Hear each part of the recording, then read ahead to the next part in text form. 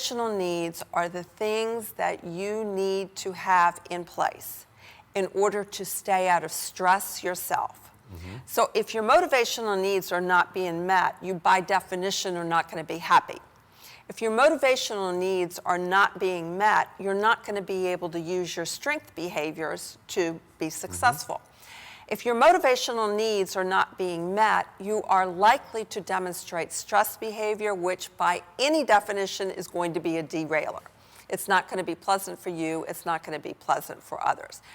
And stress behavior is the kind of behavior that you come to associate with anybody who is in stress, who is just uptight, things aren't going right, they're yelling, they're screaming, they're jittery, they're not focused, whatever it is, that's what stress behavior is, and it typically comes from your motivational needs not being met.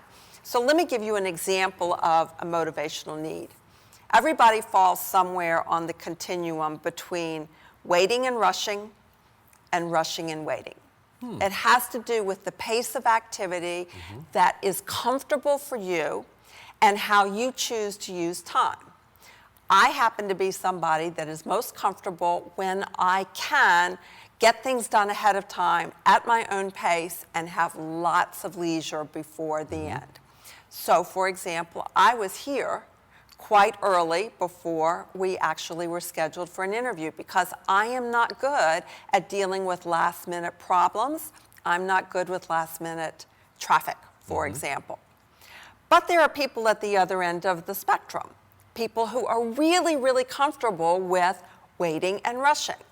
And there are corporations that have cultures that are at one end of the extreme or the other. For example, Accenture, the company that I worked for, it had a culture around waiting and rushing. Really, really good at doing things at the last minute. When we're getting ready for a big client engagement, it would often be done the day before or the night before. Well, that was because you were the consulting firm, they were the client. You know, you couldn't control their behaviors. Well, true, but even when there was a choice, the environment was such that there was a lot that was typically done. The RFP process is another example that it just lends itself to the wait and rush process. So there was a whole culture in Accenture around waiting and rushing.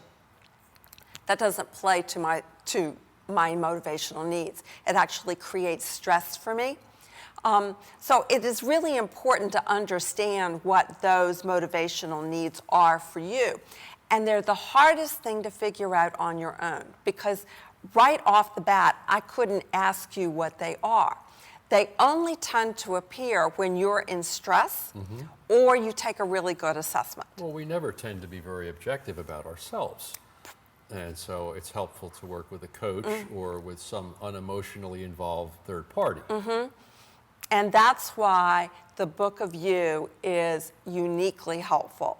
Is not only does it help to pinpoint interests and strengths, some of which we know better than others, but it is also uniquely situated to help people understand those motivational needs, those things that need to be in place that will keep them out of stress.